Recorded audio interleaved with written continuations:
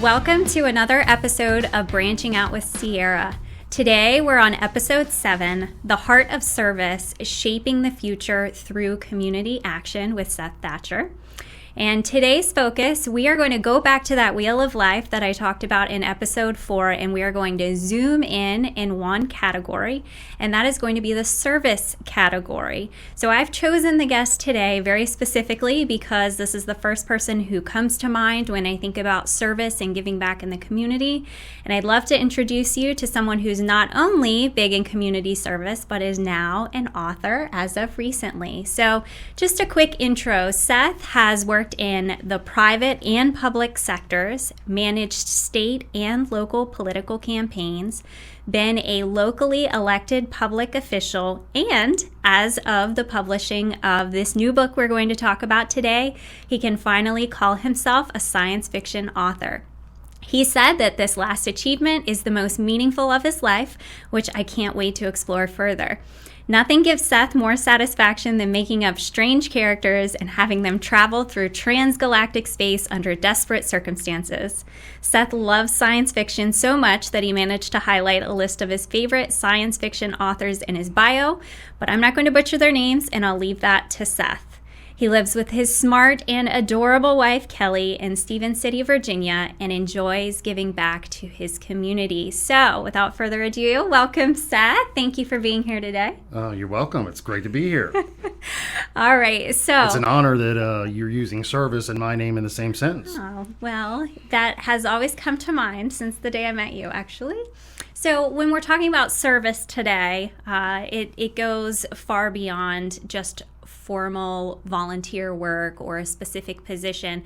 Within this episode, we're also talking about how people can be leaders in everyday life. So service can look very different than just serving in a specific role, but instead, if you are instilling values in someone, if you are impacting or influencing someone's life in a positive way, you are in service. So when we talk about it today, you have held a lot of different roles which have allowed you to serve in the community. But I know your impact goes a lot further beyond that as well. So I want to start out the same way I'm going to start all the episodes with my guests. And I really want to know that first moment that you identified as a leader. Do you remember that moment? Does anything stand out to you? That moment you decided? I guess the question I have is, are you talking about as a kid when I first wanted that? Or you're talking about the moment it occurred to me, wow, you're like a leader now? So what's interesting about that is not every kid thinks I want to be a leader. So the fact that you thought about that as a kid is important to note. So tell us about that. Well, as a child, I just felt like being an elected official was something that I wanted to do someday. It was one of the things that ignited my passions. I attribute that largely to Ronald Reagan. As a young kid, seeing him as president and the things that he was saying and doing in general, and so it instilled this feeling of wanting to be in that role someday. So that's awesome. Okay, so at what age are you thinking here? I'm saying like 8 to 10 in and around that time frame. It just was the nugget. Now, did the community service aspect piece of it, was it there yet? Probably not. But that came later. Okay, so then let's fast forward to the second part of that, which is, when did you first identify as, okay, now I consider myself a leader? Yeah, well, the moment that it really occurred to me, okay, you've arrived, you've made it, you are a leader in the community, was in 2015 when I was elected to the Frederick County School Board. And that was after years of working on other people's campaigns, helping them get elected. That was the thing that really kind of said to me, okay, you're now it. You're one of the leaders. You have to act and be in that kind of a role, and you need to spend some time thinking about what that means, and how you're going to carry yourself, and what you're going to be for, or what you're going to be against. So, that was the time, and luckily I had this other guy who got elected at the same time I did, named Jay Foreman, who I think is in a prior podcast. Yeah. And so we were able to kind of figure this stuff out together, and that was a lot of fun.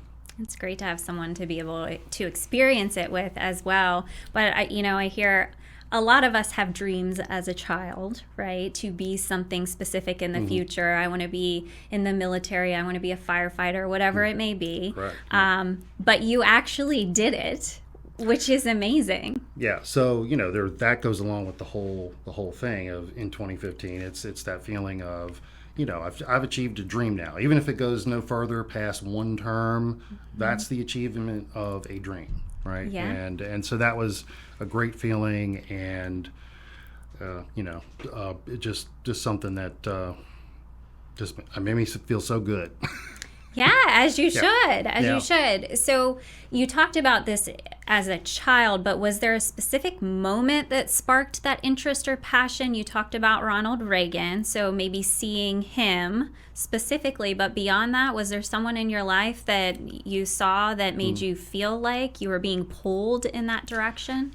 Well, because of my interest in that, there were certainly like different times when things kind of ignited my passion. I know one of the times that was the case was when my parents took me going door to door, knocking door to door, handing out brochures to folks in Maryland, where I grew up, for a state delegate candidate. And it was a personal friend of ours. And I'm probably 8 years old, and we're knocking on doors. And a lot of people, especially even in politics, think that's one of the least fun things to do, especially even now in the current era with the ring cameras and whatnot. But back in the day, even people just thought, oh, this is not a lot of fun to interrupt people in their day and what they're doing and things like that. And so. A lot of people feel that way, but I'm this 8-year-old kid, and I'm like, Mom, Dad, we're gonna knock on people's doors that we don't know, and we're gonna hand them stuff. Like, I was like, that sounds like so much fun, and they were like, oh, okay, we're doing this for our friend, but okay, we're glad you're excited about it, and anyway, but that was one of those times that I can recall, like. We can change things. We're doing something. We're gonna talk to people and give them stuff and tell them to vote for our guy. Anyway, it was a lot of fun. Yeah, well, it's amazing that you're wired that way, because I was the exact opposite. opposite. To this day, I'm one of the few people. I love the door-to-door work. Wow. I definitely look up to you in that area. I didn't really have a voice to speak to a stranger until after I graduated high school, so I can't even imagine. That's interesting. Yeah, that's very interesting. We should explore that sometime. Yes, we should. So beyond specifically in politics, what about giving back in the community in a different way? I know that you've been involved in a lot of local community efforts. When I first met you, I know since we first met, you've joined a board that I was on, but when I first met you, I knew you to be someone who was spending a lot of your day out volunteering, getting to know people, looking at causes you can support. So what are some of those causes you have chosen to support? What other positions have you held as well? Yeah, my life has changed recently to where that is not as much possible as it was before. But during that period of time, during those, I would say, especially that 8-year period, that I had as an elected official, one of my big favorite ones that I was involved in was Salvation Army, and I was asked, I believe, because I won the school board race, I was asked to join that board. And I had kind of wanted to get involved in that way for many years before that, but it was kind of hard to break in, even though I can be pushy and I can, I'm not one of the people that stands back. I try to involve myself whether people want that or not. But it's still hard. And so, but now all of a sudden I'm getting these invitations like, would you like to join our board? So, I took took that opportunity and ran with it, so it wasn't too long, too many years, and I was the Salvation Army chairman of the board. Okay. So I was that for 2 years. After having served as secretary, that was one of my favorite ones. But I was asked to join the Frederick County Educational Foundation board at a certain point, and that board really does a lot to raise money for teachers, for in-class programs, to help them in what they're trying to do to teach kids what they think is important.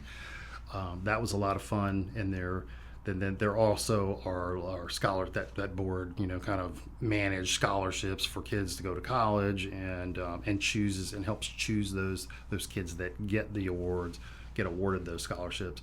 So that was another one that was a lot of fun. And let's see what else.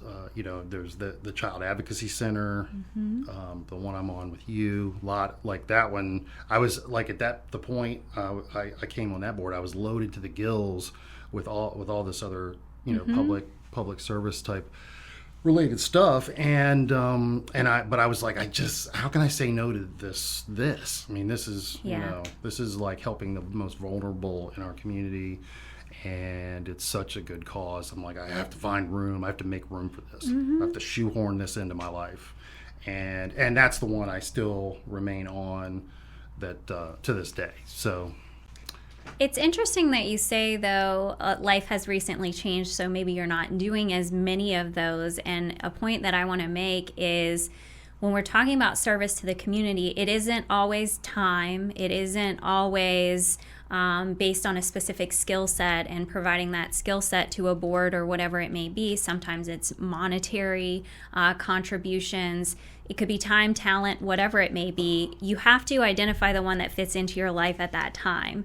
So for me, right now, my time is limited. So I have had to try really hard to look at, well, financially, can I do more now to support some of these areas than I was able to in the past, right? Or if I don't have that much time and I don't have the financial capacity to support in the way that I want, what is a skill set that I have that I can provide that will fit naturally into my schedule? So I just thought it was worth mentioning that you don't have to necessarily serve in the same capacity throughout your entire life. It's going to change. You're going to go through phases where things just naturally fit. So right now, it sounds like you're serving on one board, but you've been spending some time on your efforts with the book. I wanted to save that for later, but I kind of want to dig in because I know you're excited to share about the book. Right, but before we even do that, if I can just interrupt with what you just said, there's a lot of things. Like number one, we're kind of touching on one of the things I just heard in your third podcast as I was listening earlier about setbacks, right? There's setbacks in life, and I'm going through, in some ways, I'm going through a setback, and and it helps. I've already thought of this, but it helped hearing, how can you turn that into a positive? And, so that I'm always learning more, lifelong learner. We're going to get to that. We're going to get to that, I'm sure. So that was a little point I wanted to make. But you can definitely serve in different ways. When I was a school board member, it was more about getting on boards and using my skills. Then I got elected to be commissioner of the revenue of Frederick County. Well, that helped me financially a lot. Well, I was still able to serve on boards, but I was also able to give money and help in those ways. Now, not so much in that regard. Back to skills, and I'm kind of looking, how do I re-engineer my life so that I can still do some of that community service stuff. I'm still doing some, not as much, but how do I do that so that I can continue maybe in different ways? Because there's always a different way. Excuse me. That you can look. If you look for ways, you can find them. Yeah. How would you say that these different roles, positions, opportunities to give back have impacted your personal development and development as a leader and your confidence in your ability to lead effectively? Yeah, well, I think they help a lot, and I think I was thinking about that as I prepared for this. Is that the ways that for me it's helped the most is dealing with the different personalities that come into play, that you're dealing with on the boards. You're dealing with, in some case, the executive director, as a board member, you're dealing with, or even the other members of the staff, and so as a leader, you're going to get better if you can learn how to deal with different type of personalities. And I don't know if I'm one who believes that there's only 4 or 16 or 25. I mean, there's certainly you can categorize personalities, but there really are just as many as there are people under the sun, in my opinion. And so the more you get to deal with different people and learn how they operate, the better you can be as a leader when dealing with some new person that's come into your life that you need to work with to achieve some goal. And so that's how I think it's helped me. It's helped me to understand processes too, is how things work and how things get done, watching how boards operate, and watching how other organizations operate. Those kinds of things have all been very helpful in helping me grow as a leader. Yeah, so it's what you had said about the different personalities. Someone said to me the other day that they were struggling with some difficult people, and we had a conversation about the fact that what made them difficult was the fact that they had a different personality. They automatically thought, well, they're wired differently than me. They're not thinking the way I am, so now they're suddenly a difficult person, right? Right. Well, they probably think the same thing about you. Exactly. And, a lot of times when we talk in leadership about difficult personalities, it's not just because they're different. It's like we assume, like a lot of leaders, maybe not everybody, assumes, everybody's a little different, thinks a little differently, and we have to be aware of that right from the get-go. Right. Yep, that's a great point.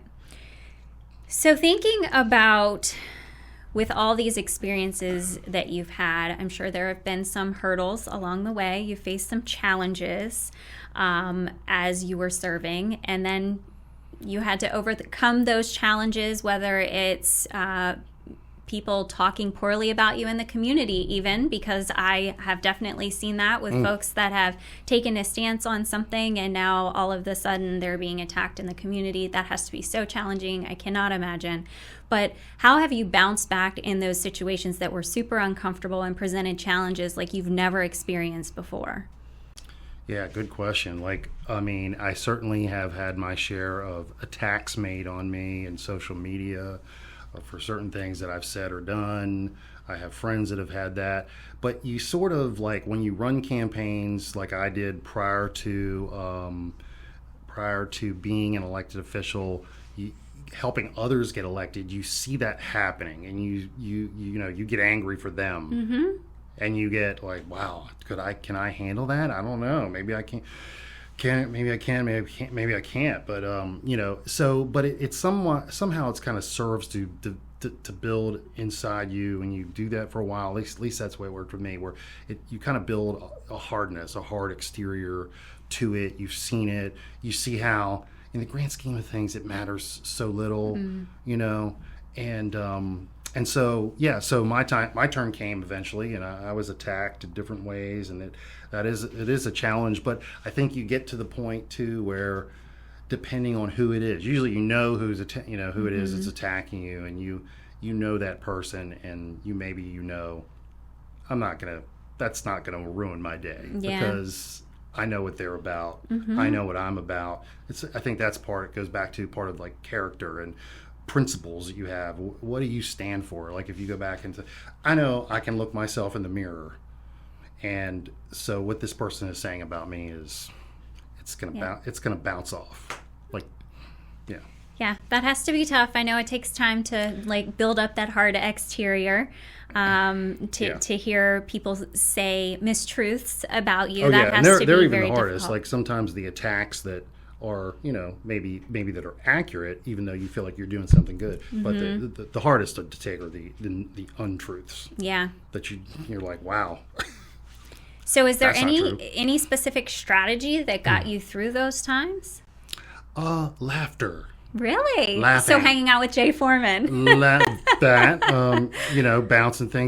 off him. A lot of times I've seen him get attacked, and so I call him on the phone and say, hey, buddy, don't worry about that. Ignore that. And then he'd do the same thing with me. We would help each other out. So, but that's laughter. Yeah.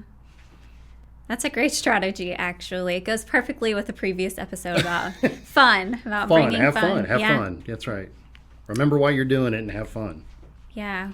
Well, the idea of providing service in the community is truly to give back, right? To provide this service. But I think that we also benefit from it naturally as well. So what are some skills that you've gained over time? Things that you would say you have now that you didn't have before you gave back in any of these capacities? Yeah. One of the ones I wanted to talk about that I think I've gained is that as an elected official, as a school board member, you don't have employees to deal with. You just have to work with others, hopefully well. But when you become commissioner of the revenue, you have, in this county anyway, you have 23 direct reports. Okay. So, or 4 or 5 direct reports, but you have a staff of 23. And so you have to understand, even though I'd studied leadership and how to be a leader, I was not really in a leadership role in my office prior to becoming the commissioner. I always had this tenet that I believe, like, you don't have to have a title to be a leader.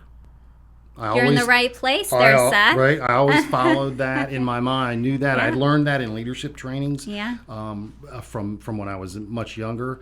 And so I would try to be a leader anyway. But so, okay, I become a leader. I'm the commissioner of the revenue, and I've got employees, some of them who are, we talked about earlier, challenging people.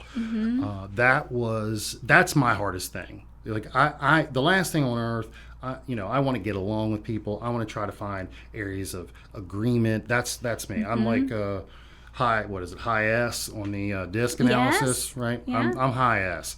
Low D, very low D, and I forget what's D stand for? Dominant. Dominance. And so what I wanted to get to is one of the things that I learned through doing the chamber leadership program. I did that while I was commissioner because I didn't have a chance to do that before that, and I was like, we're lifelong learners.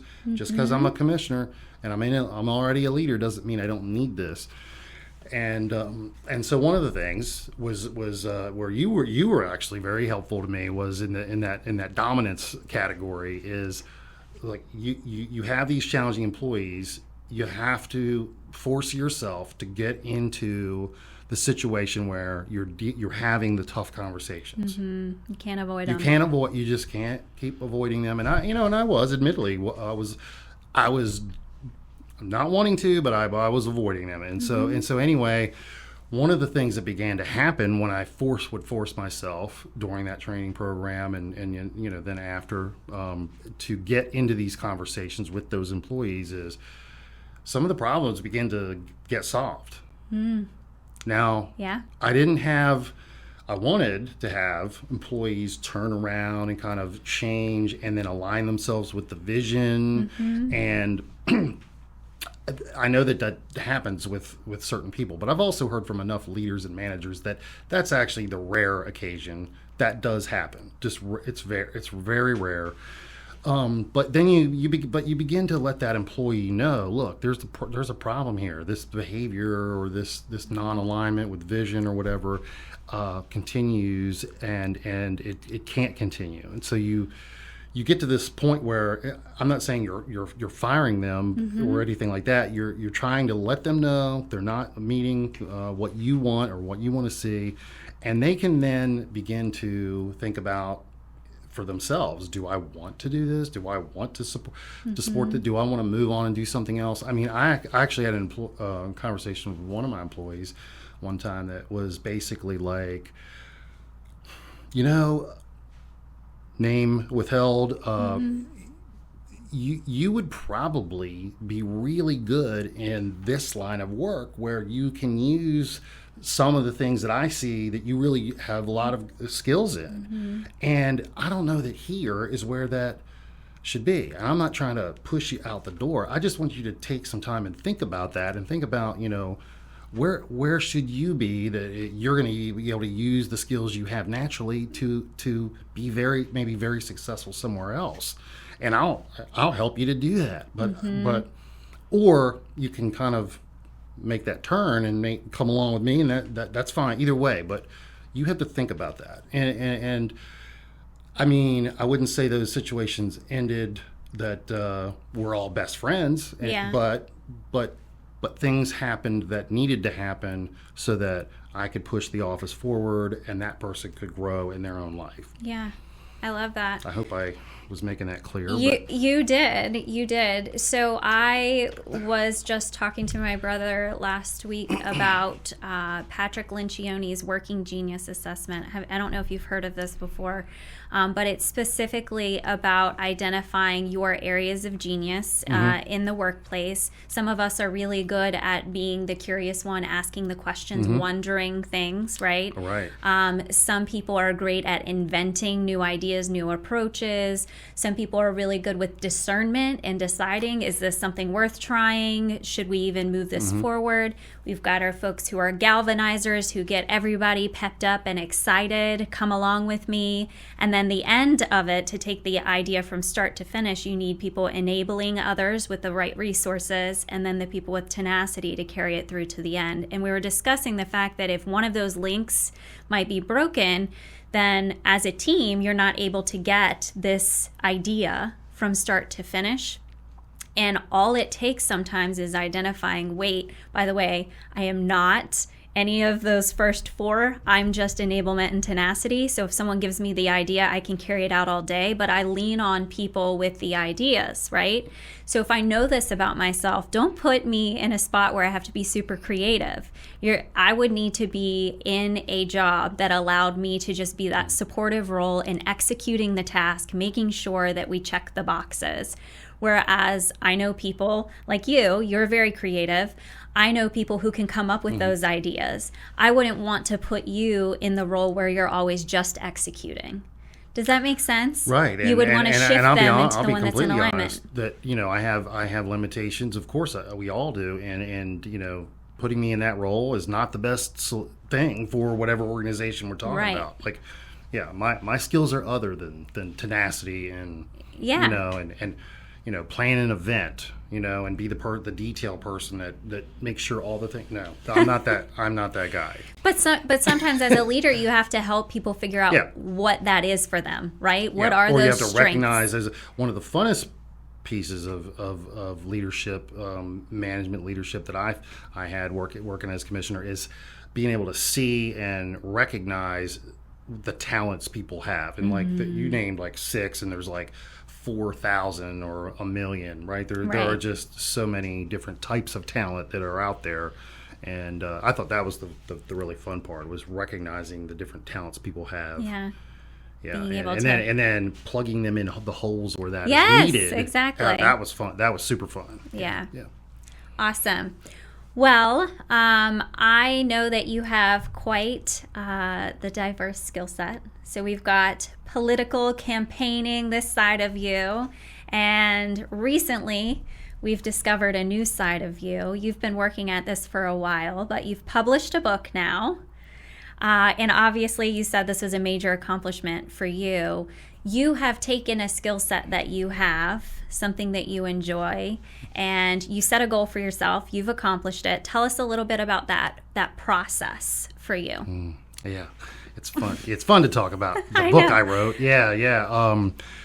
I love hearing myself say that, by the way. The book I wrote. Book you wrote. Yeah. You can say it as many times as you want. The book I wrote. But so it really is fun because this want and desire of mine goes back even prior to being a public servant, like 8 years old. This goes back to like age 4. Wow. When I can remember making construction paper books that were really rudimentary and not very good, but I was doing it, and I was like thinking to myself, wouldn't it be cool to write a book someday? And one of my favorite books, probably the biggest inspiration as a really young person, was The Strawberry Book of Astronomy.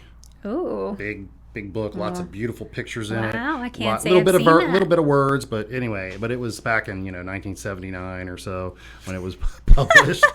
Anyway, but it was a great book. It was a great book, and it just made me want to. So I started making construction paper books and things, and they were, as I said, very very rudimentary. And so anyway, that's where that desire began.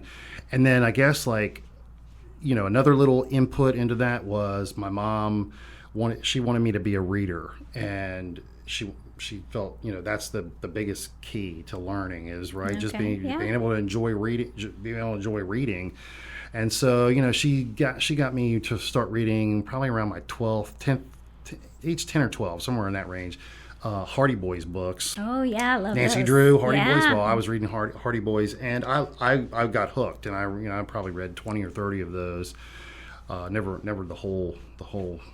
There were hundreds, I believe, and but at any rate, that was a lot of fun and got me to be a reader. My mom struggled with my sister a little bit more in that regard. She didn't quite make it there with her, but she succeeded with me, and then somewhere in high school, a friend of mine, I know his name is Brian, he handed me an Isaac Asimov book. That's one of those authors that's my favorite.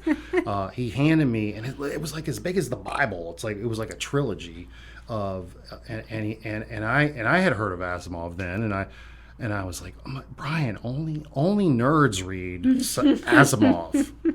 And already I loved Star Wars and Star Trek, and right, so I should have just been like, oh, this looks good, but I was fighting it, and only nerds. Only nerds read Asimov. Well, I still hold to that. Okay, I just now recognize that I identify as nerd. So at any rate, I read this book, and I was hooked, just absolutely hooked. And it was called the Foundation Trilogy, and anyway. That was the beginning of me loving science fiction and reading, not only watching the movies, which everybody seems to love, or at least a lot of people do, but actually reading science fiction. And then, because of this sort of desire to always to write a book, I really, somewhere after that time, I'm not sure exactly, I realized if I ever write a book, it will be science fiction. It won't be anything else. So I've thought about that over the years, and I'm probably dragging this process out internally. But the thing is I thought about it many times, and I've for at least the last 17, maybe close to 20 years, I have been thinking about characters and storylines, and I've had multiple ones, and I've started and stopped, and then it was really like. And I even when I got elected to school board, sat down with Jay Foreman, and we had a meeting one day just to talk about school board related stuff. And I hadn't realized that he published children's books, and and I told him about my desire to write a book. And I'm sure he thought, oh yeah, everybody wants to write a book. Everybody says they want to write a book. Are they really going to do it? I'm sure he hears that all the time. He hears it all the time, right? So but he was polite, as he always is, and he listened. But I still didn't work on it after that. But it was only when he showed me and let me read his beta version of his book, The Adventures of Mulberry Manor, and I read it, and I was like, this is really good. Normal people can write a book if they want to, and I knew that, but. Did you say normal people? Normal, regular people. Normal people can write What I now know is regular people. What I now know is Jay's not regular. Okay, number one. But he's not. But he's a regular people can write a book if they want to, if they just set their mind to it. And so I was like, wow, he can do it.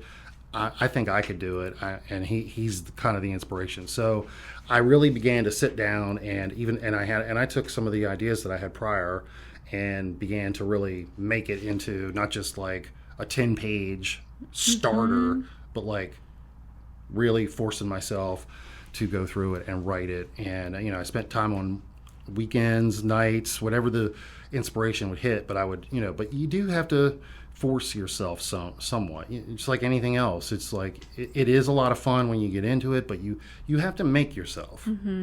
If you want to be a great pianist, you have to practice the piano. You have, and it's not always a lot of fun when that's one of the many examples. But you have to work hard at it. You have to work hard at, after you write a chapter, you've got to go back and edit the chapter. That's not always a lot of fun. Yeah. But it can be, though. That's what sisters are for. That's what sisters are sometimes for. Yeah.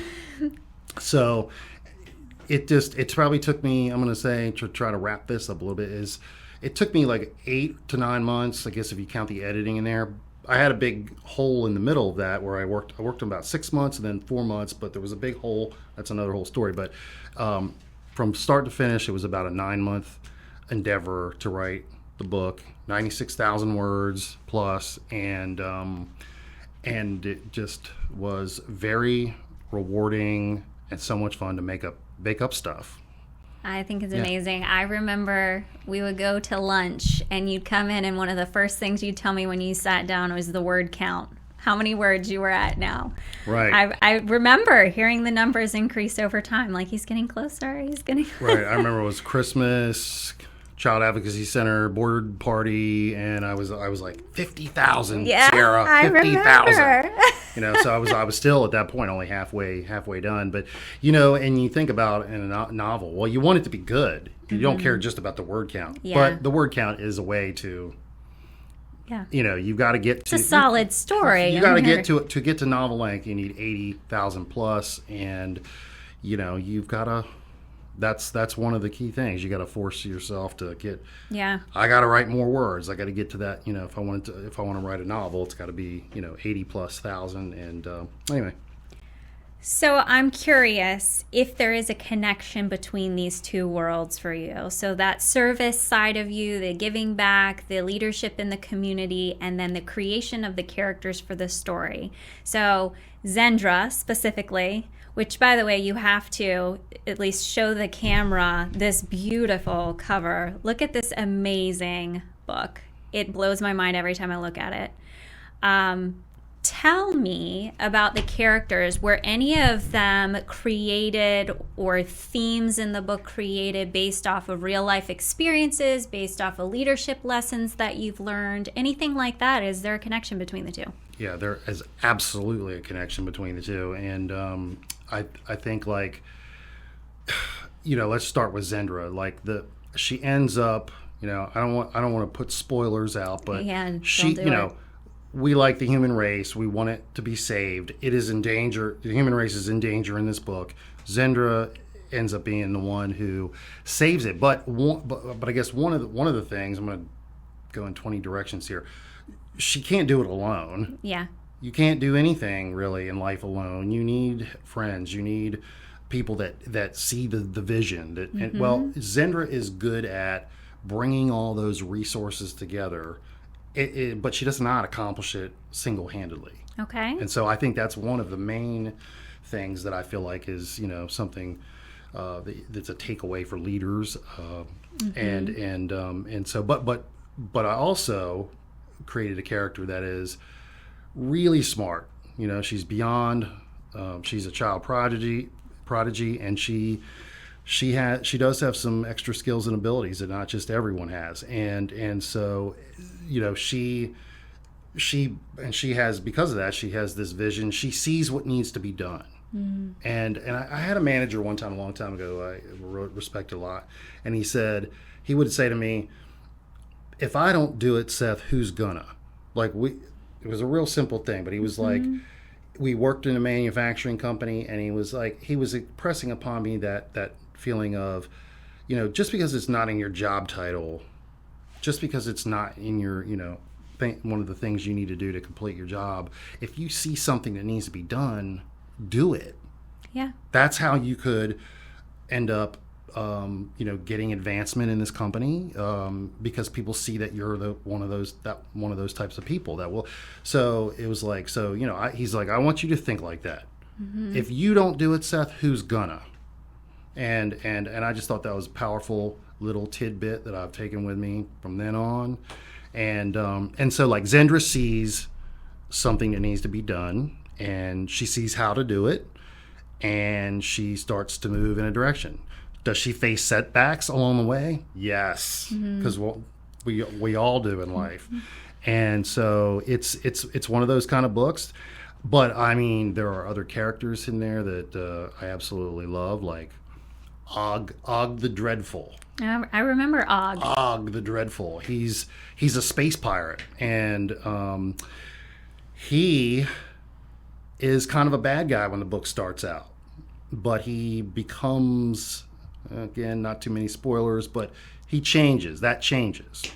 and you can read the book and read how and why that changes. But he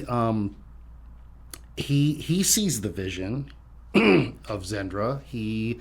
But also he's faced some challenges on his own. He's born in an area of the galaxy which is like on the far edges and really in the void beyond the Milky Way, and the becoming a space pirate in that area where he grows up, where he's born, is just part of life. And so, is he a bad? Kind of throws into the question: is he really a bad guy? Or how does that affect the action that brings the book to a conclusion, hopefully a successful conclusion? But he's also in his own right an intelligent guy who can see through things and get to the crux of matters. And I love that character. He shows some great leadership abilities in the book. There's a character named Captain Azar who, at certain times, he sees that Zendra needs help. Mm-hmm. He sees that she's struggling, and he, as a leader, as the captain of a ship, has some leadership abilities himself, and so he uses those to help the main character, mm-hmm. and thereby the whole crew and the human race. So I could go on and on. There's a lot of great little nuggets. I put in front of each chapter there is a quote from some famous person or some that are not so famous, and but that are just very good. And some of those, I think, some of those quotes are very important for leaders to read and understand and internalize. So I think it's a great book for leaders, honestly. I love that you said that, because in the previous episode when I interviewed Jay, mm-hmm. we were talking about mm-hmm. his books mm-hmm. and how he's incorporated leadership into children's absolutely. Books, right? And put these lessons in there so even the parents reading the books to their children are picking up on lessons, right? Mm-hmm. So if there was one leadership lesson that you would want someone to take away from this book, is it what you had initially shared about you can't do it alone, or is there something else hidden in there? Oh, there's a lot of things. There's a lot of little hidden things, but I think that's probably one of the biggest. The biggest is what I said first. That you really, if you're going to get anywhere, I think Reagan said it. Like, he said it this way. It's a little bit different than how I said before, but you can get anything done if you don't care who gets the credit. Like that. It's not exactly the same thing, but it's similar in that it takes a team. And mm-hmm. you can, if a real leader who just wants to get something done for the right reasons, mm-hmm.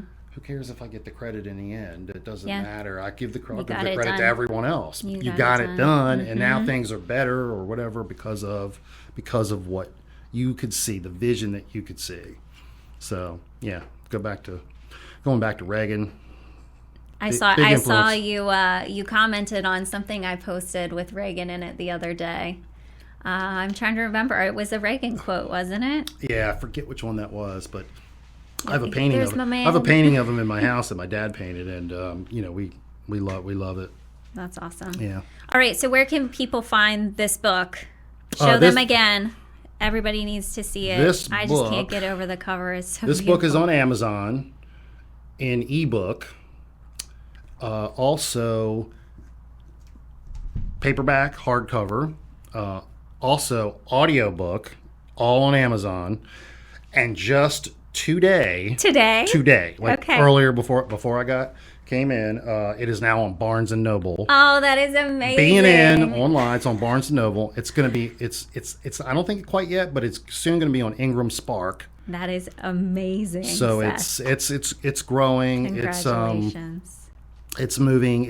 The audiobook is on more places that I could even name to you. Like Spotify is one, but there are many others, and some of which I've never even heard of. Like, it's been writing a book and getting it published is an education in and of itself.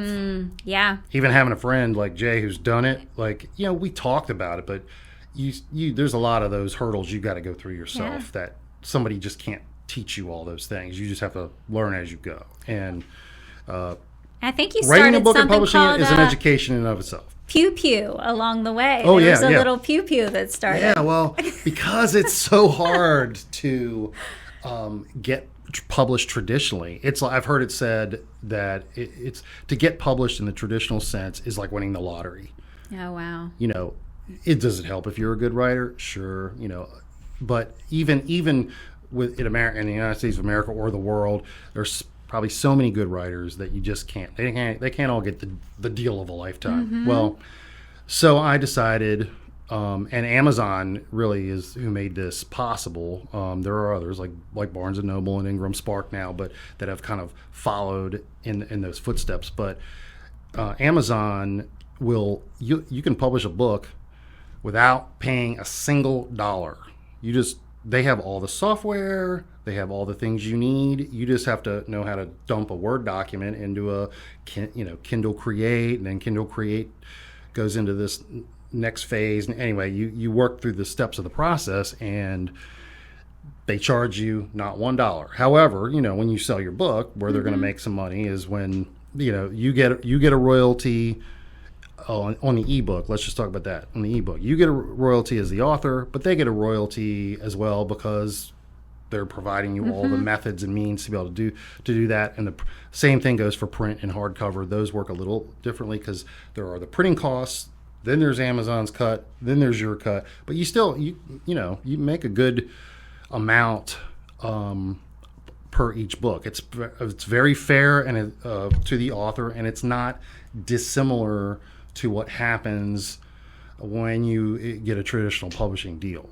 Okay, so yeah. it's not dissimilar from that. The only thing that probably differs is if you get a traditional publishing deal, I've heard it said, like, at least in the science fiction world, the traditional publisher may give you like $30,000 as a signing kind of bonus deal, and then you get the royalty per book. But at any rate, you don't get that, but also you don't get charged anything, and you get the whole platform to put it out there to the world.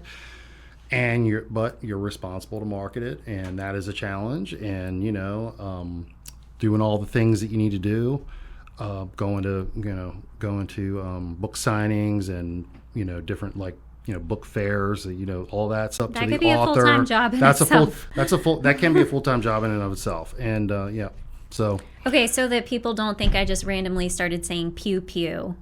I'm sorry. I went off the rails. It's okay. Yeah. But I didn't just randomly start. I didn't come back to my main point, and I apologize.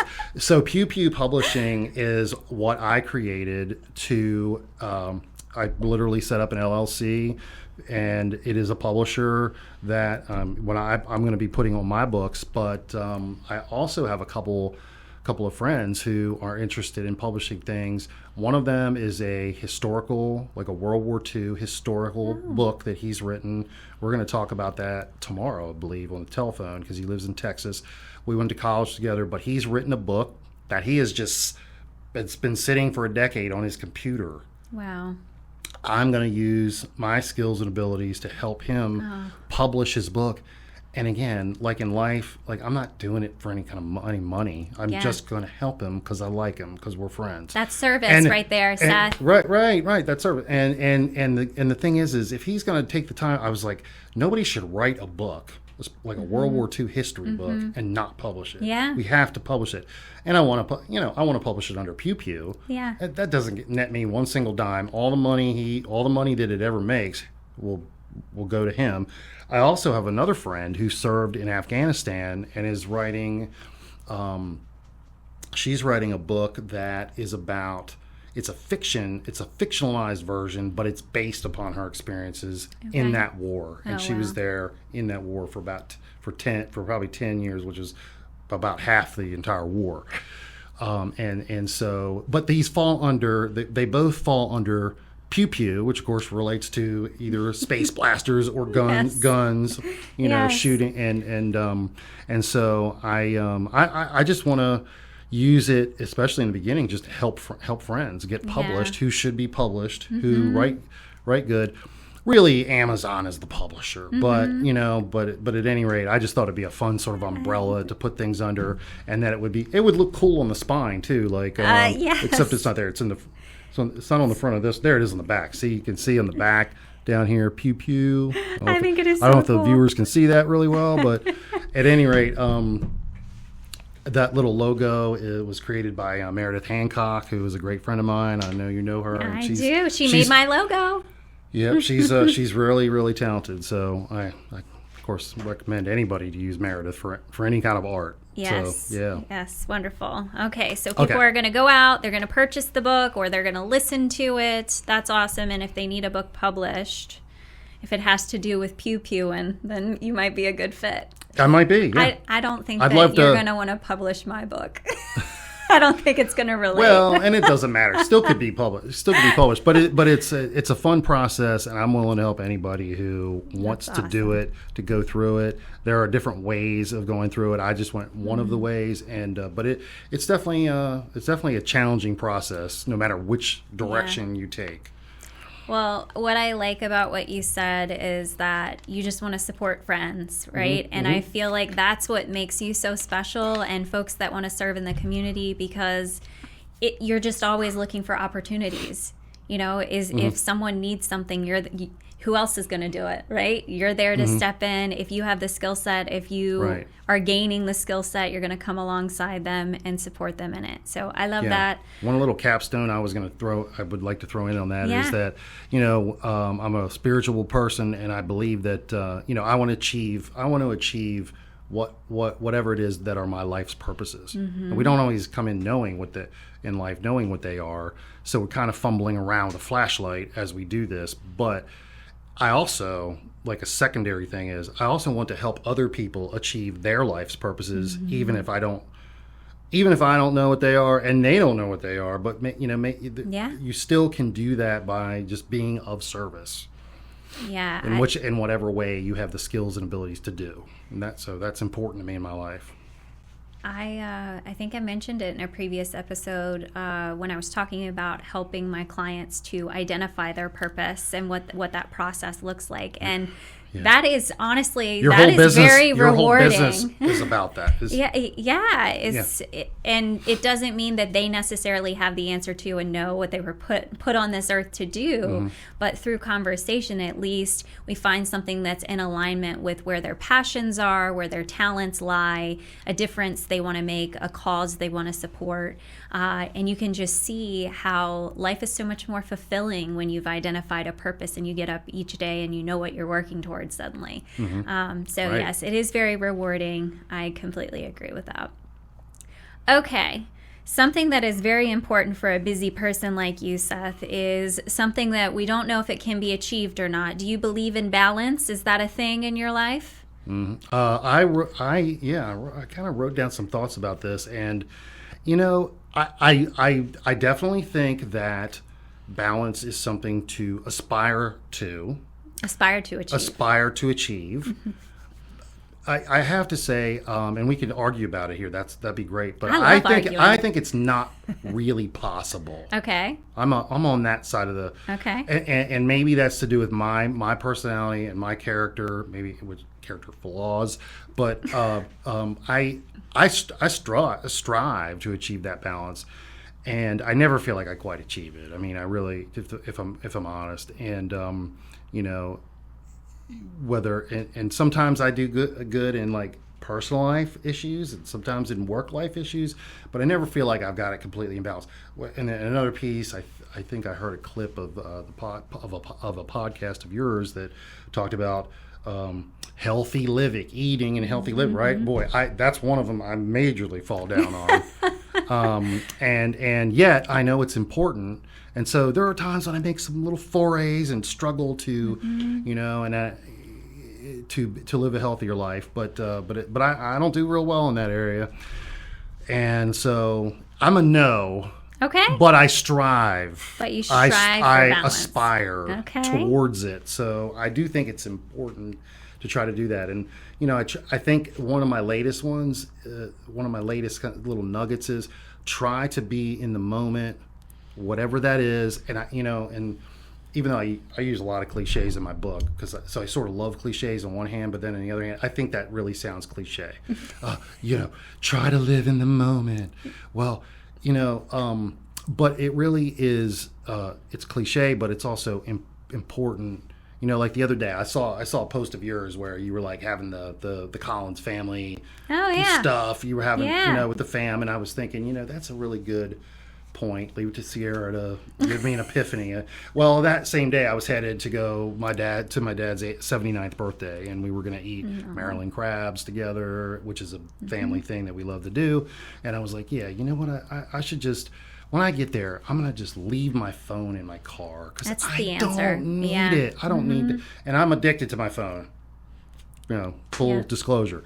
But I was like, I'm going to leave it in the car because I don't need it today. We're just going to eat crabs and hang out. And and I feel like that was one of those things where I'm putting it into action, and it worked. It worked. It was a great, so you were living in the moment. Day. Living in the moment, just talking to my family members and hanging out, laughing, making jokes. Everybody's making fun of each other. Yeah. Our families are.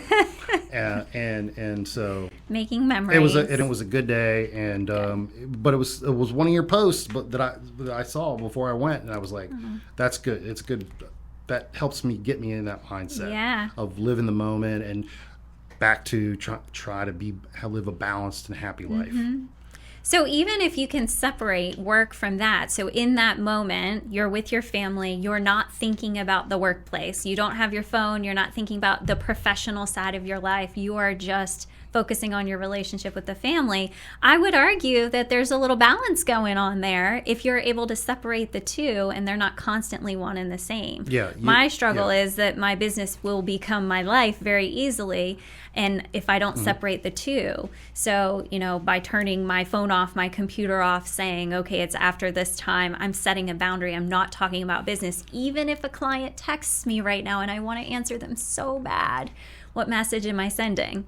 Right? So I think there's a lot of different ways to look at it. I'm not saying I don't occasionally achieve balance, but is it constant? And, I think there are some people who are really good at that. I'm not. Have you done the Wheel of Life exercise yet? You haven't heard that episode. It dropped today. Did it drop today? Episode 4. Have you listened to it yet? No. I'm on 3, and I'm 2/3 of the way through that. Okay. But I will get to it. Episode 4, after you listen to that, okay, we're going to do an exercise together, not like physical activity exercise. Right. An activity together. And I feel like after you do that, your mindset around balance might shift a little bit. Would you be willing to try it? Well, I'm sure. Yeah. Okay. Sure. We're doing it. Okay, so looking forward, looking ahead, what are some things that you're looking forward to right now? Is there any specific project you're working on you're enthusiastic about? Anything big going on? I'm looking forward to. I'm struggling a little bit to get there, but I'm looking forward to writing book 2 and book 3. Okay. Because I had so much fun writing book 1 of Zendra of the Periphery, and the series is called The Galaxies Like Dust, and so it can't really be a series if there's only one book. So I really at least have to write a second one, but I really have ideas for 3, at least 3. If not more. So at any rate, I'm looking forward to like that, and I think pretty soon I'm gonna really get into that. I've started the littlest bit on book 2, but I really need to plunge ahead in that. I'm also kind of like looking for what are some other ways that I can get back to the community? How can I incorporate them into my life? So I'm kind of like in a little transition too at right now, trying to figure out what that would be. But I'd like to find ways to give back that fit my new lifestyle that I have since my setback in losing the commissioner's race last fall. So I'm in transition, trying to figure all that out. But I keep busy because I got a day job, a full-time day job.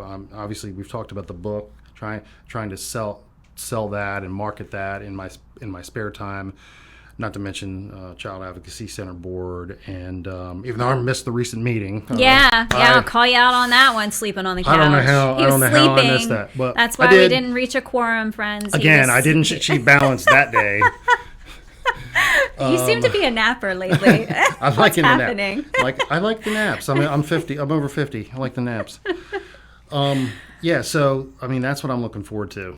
Okay. That's great. Are you learning anything new in particular right now? Any specific thing you're trying to grow in that maybe you haven't done in the past? New hobby? Is your focus writing the book? What is something new you're growing in?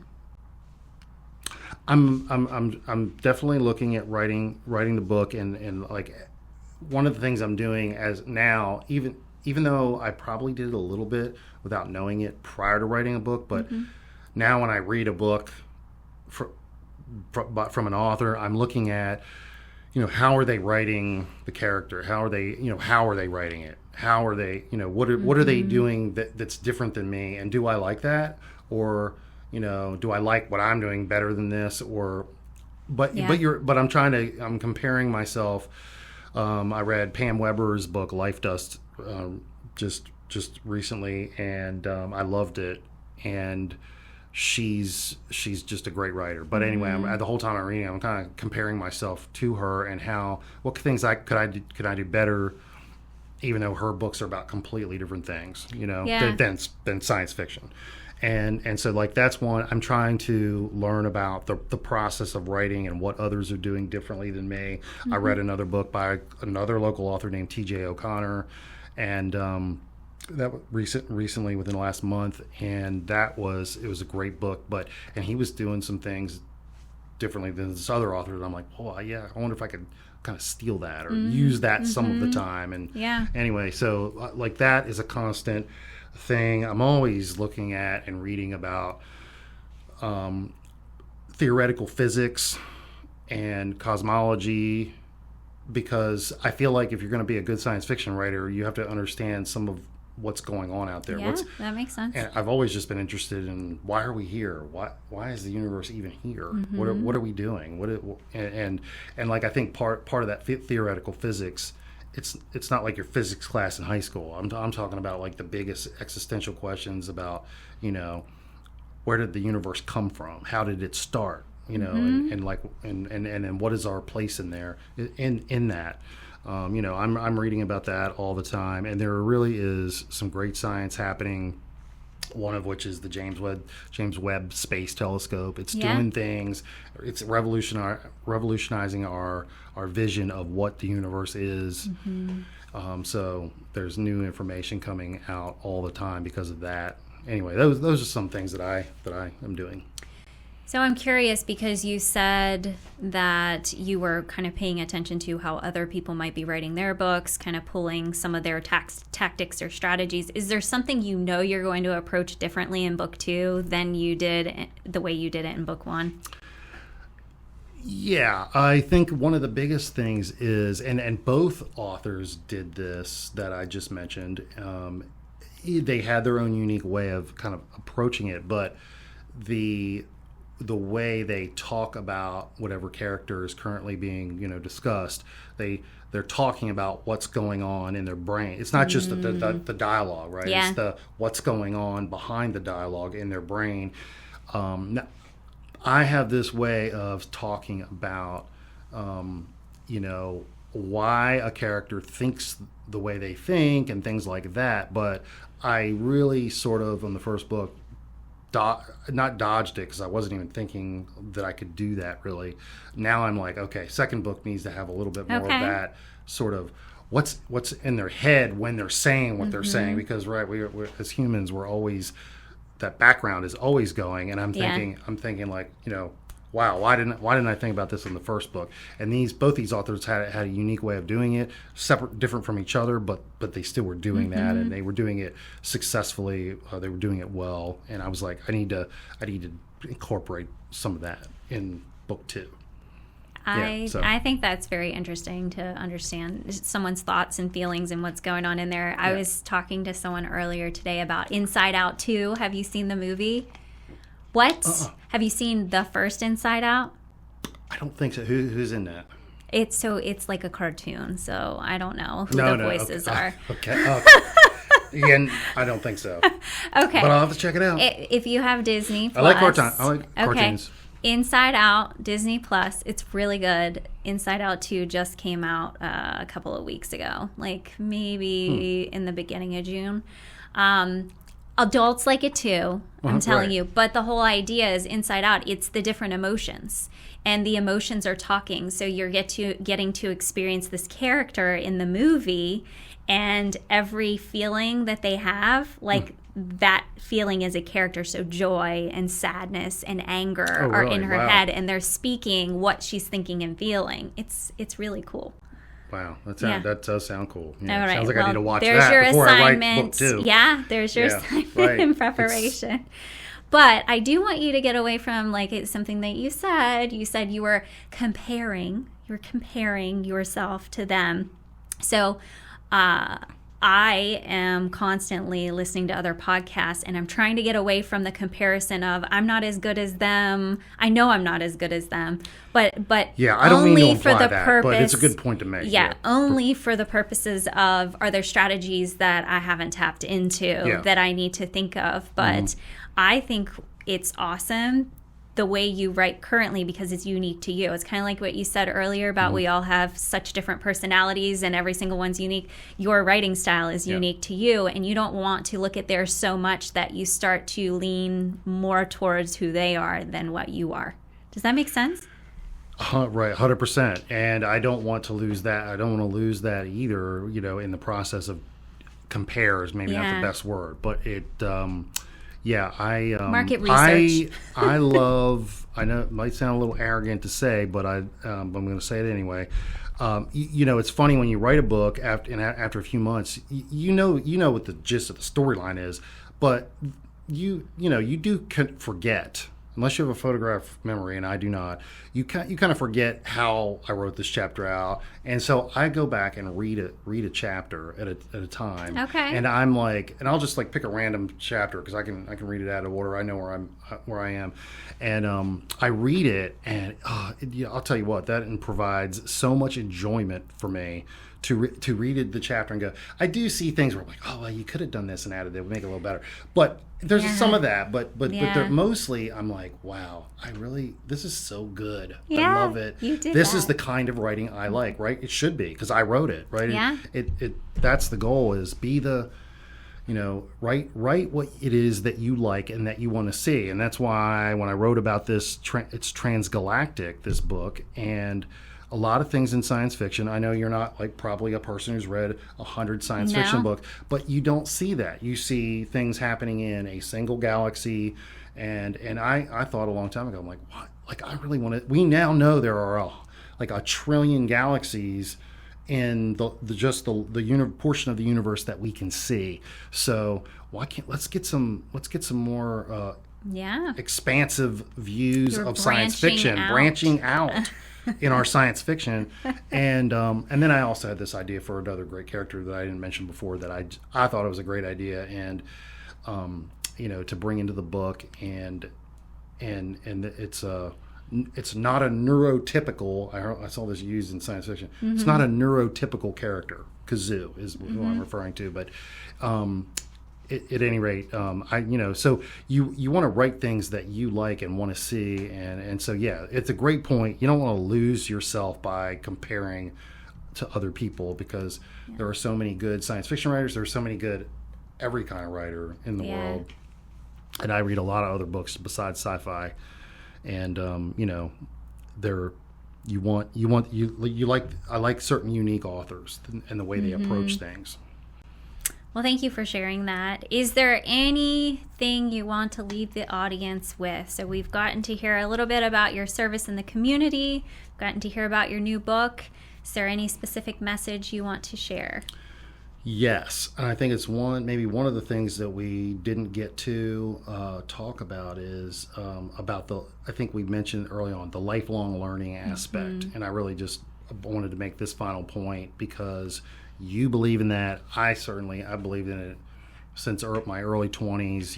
When I knew about that kind of philosophy, I thought, yep, that's how I want to live my life. You never stop learning, and so I wanted to bring that connection to science fiction, which is a little meme I have here. Isaac Asimov, who's my absolute favorite science fiction writer of all time, who I think I kind of write a little bit like him, and he said This is a quote by Isaac Asimov. He said, "Education isn't something you can finish." Ooh. Education isn't something you can finish. I love that. And it makes so much sense. So I just wanted to bring that in. Great writer, and so many fantastic books I've read by him. But he's a total genius, and of course he realizes lifelong learning is the way to go. It is. Thank you for sharing that.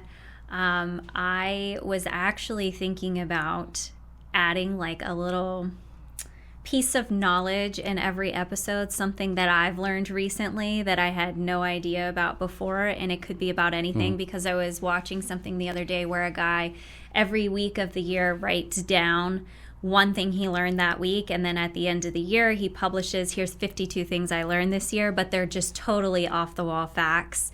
So now I'm curious, I'm going to put you on the spot. You didn't prepare for this.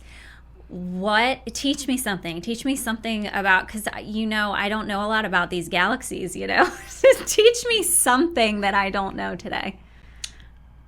Well, okay. I mean, to me, this is kind of mundane, but I think most people don't realize this. But one of the things that I think that I learned along the way that is so interesting about like solar systems. So we imagine our solar system, and of course, we've got the 8 planets revolving around the sun. It used to be 9. Poor Pluto, right? We've canceled Pluto.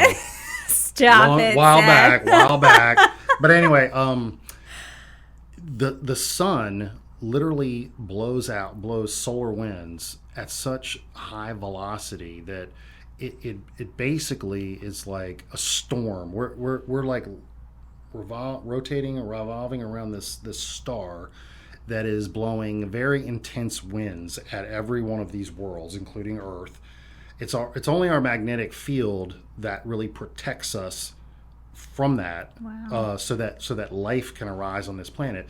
But then it's the other piece I was really getting to is it's so interesting but eventually, as you move further out, towards Jupiter, and then out towards past Pluto, and there's the Oort cloud that comes next. Anyway, the winds from the sun basically get to a point where they cease to, and they sort of blend in to what's called the intergalactic medium. Okay. But each of these stars, 400 billion of them around the Milky Way, are all doing that same thing in their local region of space. But you get to this area where the winds sort of cease, and it becomes the intergalactic medium, and they call that, where that junction is called the heliopause. Okay. Which is interesting because it's the pause in the solar wind. Yeah. And then the closest star to us is like 4 light years away. That's not coming to me right this second, but at any rate, it's Alpha Centauri. There you go, and it's 4 light years away. Well, up to about a light year, away from it, you're going to feel the solar winds from that star. But in the background, you're dealing with intergalactic space, and excuse me, you're dealing with the intergalactic medium, the winds from that. Anyway, I don't know if that's interesting at all, but it's interesting to me. I love how you said that was mundane. It's like the most complex thing I've heard in a really long time. Yeah, well, to somebody who likes to study this stuff, it's like I've known that a long time, but but I think it's so interesting. And thank you for sharing. And I'm probably just bored, turned off all the listeners. No, that's what we call it, branching out, because you never know what you're going to hear. Yeah, okay. No, well, thank you so much, Seth, for being here with me today. I really wanted to, first of all, dig into service in the community and giving back and helping people to see that it doesn't have to be something formal. Like, you can literally just go outside, look down the street, and see someone in need that you can go support. It doesn't have to be planned in advance. You don't have to have money. You don't have to have a ton of, time on your schedule. You can incorporate service in all areas of life, and I wanted people to be able to pick up on that. And especially think about writing a book. It doesn't matter the topic of the book, but you're connecting with every person that picks up this book or listens to an audiobook. You are impacting them in some capacity. Have you thought about that? No, I haven't. The closest I came, though, was this week when I heard that it was a quote, a meme, but it really struck me. Like if you read books from past 50 years, past century, 2 centuries, you can actually connect with like some of the greatest minds of all time. Like I'm trying to think, Voltaire. I mean, if you read a book, if you read a book by Victor Hugo, or Voltaire, you're connecting, and you're so now I've done the same thing. And so hopefully some people read this and we can have that connection going on. Yeah, I love it. I love that thought.